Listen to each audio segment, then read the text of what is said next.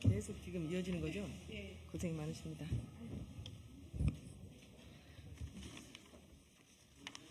더불어민주당 원내대변인 이모경입니다.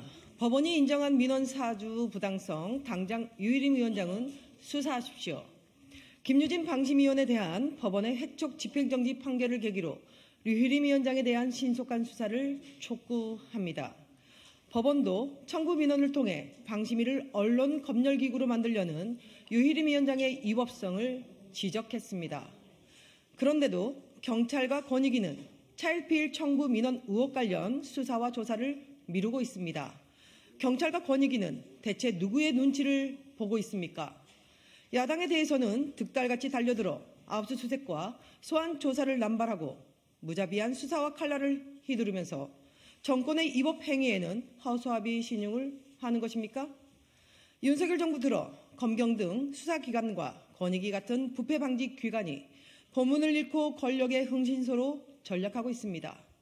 윤석열 대통령의 친위부대를 자처하는 방심위와 경찰과 권익위의 시간만 끌려는 행태는 법치를 조롱하고 있습니다. 경찰과 권익위는 법원도 지적한 유일임 위원장의 청구 민원에 대해 당장 수사와 조사에 나서기 바랍니다. 윤석열 정부는 전세 사기 피해자에게 정부를 의지하지 말고 각자 도생하라는 것입니까? 국토부가 전세 사기 피해자법 개정안에 국회 본회의 직회부에 대해 수조 원의 혈세가 들고 회수를 못할 것이라며 반대하고 나섰습니다. 1만 6천 명이 넘는 피해 국민들이 길바닥에 나 앉을 위기에 처해 있는데 정부는 나 몰라라 발뺌하는 모습이 참으로 뻔뻔합니다. 제도의 미비와 허점을 따른 사회적 재난입니다. 그런데도 정부가 사인 간의 문제로 규정하고 피해 규제를 혈세 낭비로 매도하며 손 놓겠다고 말하는 것입니까? 총선을 앞두고 대통령과 여당 대표가 전국을 돌며 선심성 공약을 쏟아내는 것은 괜찮고 전세 사기 피해자들을 구제하는 것은 어렵습니까? 건설사에 대한 PF와 무엇이 다릅니까?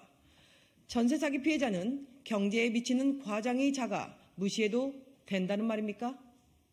더욱이 이번 개정은 정부 여당 간의 법률 제정 당시 시행 후 6개월 뒤 개정한다는 합의에 따른 것입니다.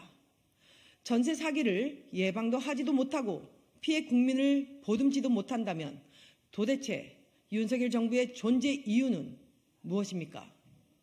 국민에게 정부 믿지 말고 각자 도생하라는 정부의 태도는 파렴치합니다.